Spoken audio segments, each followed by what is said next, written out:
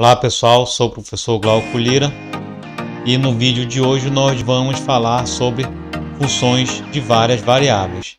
A primeira função de várias variáveis que vamos lidar será aquela de duas variáveis a uma variável real.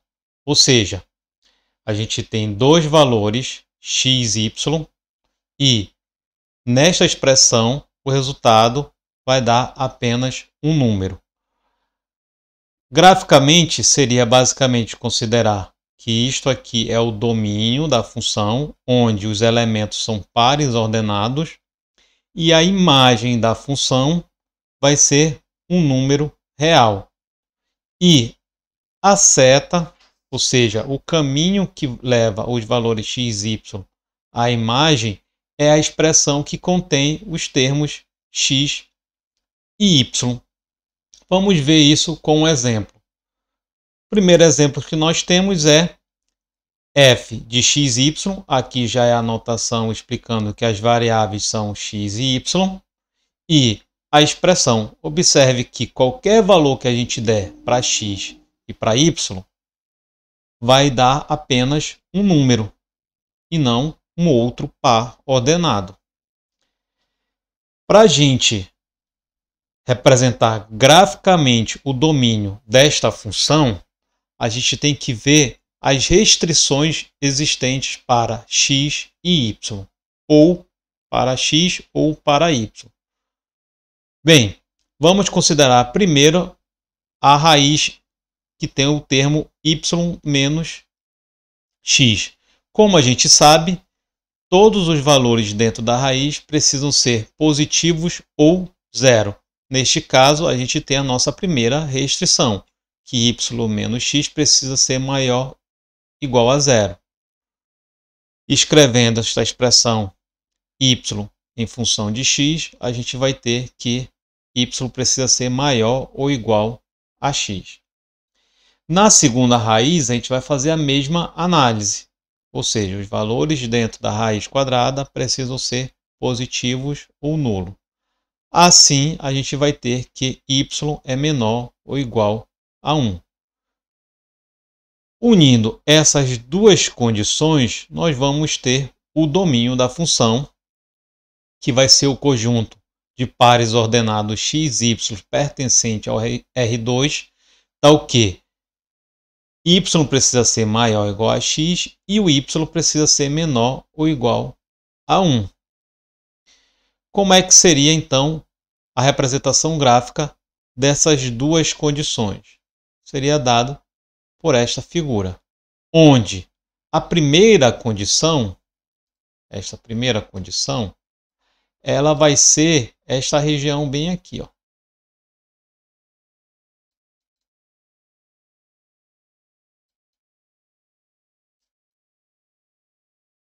Esta região bem aqui. Já a segunda condição, que é y menor ou igual a 1, vai ser os valores de y igual a 1, que é a função constante igual a 1, e os valores abaixo. Certo? Com isso, o domínio vai ser a interseção dessas duas áreas, que é essa região bem aqui, dado por essa região rachurada apresentada aqui. Certo? Bem, vamos ver um outro exemplo em que a função ela não está expressa de forma explícita, ou seja, não tem bem definido quem são as variáveis dependentes e as variáveis independentes. Porém, a expressão ela define quem são as variáveis independentes. Nesse caso, vai ser f de u e v, ou seja, w depende de u e v, mas a expressão não está escrita com w em função de u e v, certo? E há essa condição para w maior que 1. Assim, a primeira coisa que a gente precisa fazer, neste caso, é colocar w em função de u e v. Pegando estes dois termos passando para o lado direito, nós vamos ter a expressão do lado direito 1 menos u ao quadrado menos v ao quadrado. E tirando o quadrado aqui, passando para o outro lado, ficaria a raiz de 1 menos u ao quadrado menos v ao quadrado. Agora a gente pode fazer a análise para encontrar o domínio da função, que a gente vai resolver da mesma forma que a gente fez no exemplo anterior, que é analisando a expressão dentro da raiz quadrada, que a gente sabe precisa ser maior ou igual a zero. Reescrevendo esta expressão aqui, a gente vai ter u ao quadrado mais v ao quadrado menor ou igual a 1. Se fosse somente igual, veja que teríamos a equação de uma circunferência. Como é menor ou igual, seria a circunferência e a região interna da circunferência. Assim, podemos dizer que o domínio da função é o círculo de raio 1 e centro na origem. Seria este gráfico aqui. Uma outra maneira de se representar uma função de duas variáveis a um valor real pode ser de forma numérica, como neste exemplo aqui, que é chamado de índice de sensação térmica W em função da temperatura do ar T e da velocidade do vento V, certo? Que neste caso vai ser representado por uma tabela onde a temperatura está dada nesta coluna aqui, na primeira coluna, a velocidade está na primeira linha e o W, que é o índice de sensação térmica, dentro da tabela aqui. Como é que a gente pode representar graficamente esta função? Olha, fazer isso com lápis e papel é extremamente cansativo e complicado. Então, é mais conveniente a gente fazer o uso de ferramentas computacionais. Uma delas é que a gente chama de GNU Octave.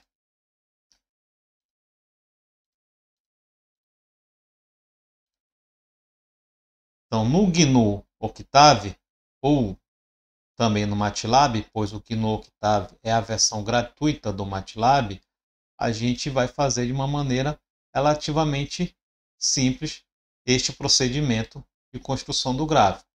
No GNU Octave, a gente vem aqui, abre um arquivo em branco e depois a gente vai digitando linha por linha, como este arquivo que eu já fiz para a gente não estender o nosso vídeo.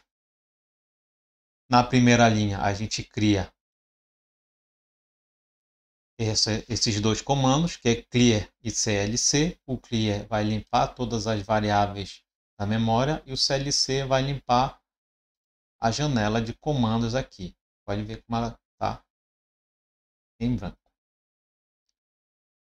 Na segunda linha, eu vou definir os valores da variável temperatura, que no nosso exemplo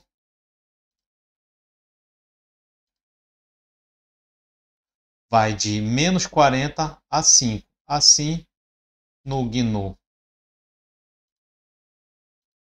Octave, eu crio aqui de menos 40 até 5.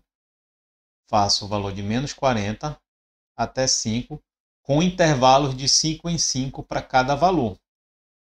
No caso da velocidade, ela varia de 5 até 30, com intervalos de 5 em 5. Porém, de 30 a 80 é intervalos de 10 em 10. Assim, eu vou criar duas variáveis auxiliares para poder compor todas as minhas velocidades. A primeira variável auxiliar é a chamada de A, onde vai de 5 a 30, com intervalos de 5 em 5. e a segunda vai de 40 a 80 com intervalos de 10 em 10. Unindo essas duas variáveis na variável v, a gente vai ter todos os nossos valores de 5 a 80 descrito na tabela da questão de exemplo. Aqui a gente vai criar uma grade de valores, que na verdade seriam duas matrizes, que vai representar nosso plano x, o, y. E nesta linha 7 até a linha 16, a gente escreve os valores da tabela um por um aqui para a gente compor a nossa função w. Assim, eu faço esse comando suf c xyw, certo? Este comando xlabel é para identificar o eixo x, o ylabel é para identificar o eixo y e o zlabel para identificar o eixo vertical, que no nosso caso é w. Feito isso, roda aqui por esse botãozinho aqui, que é a engrenagem mais o play, a gente vai ter então este gráfico aqui. Observa a identificação dos eixos, certo? E temos então o gráfico de uma função do R2, que é este plano, para o R3, que é este eixo vertical. Com isso, com este exemplo, a gente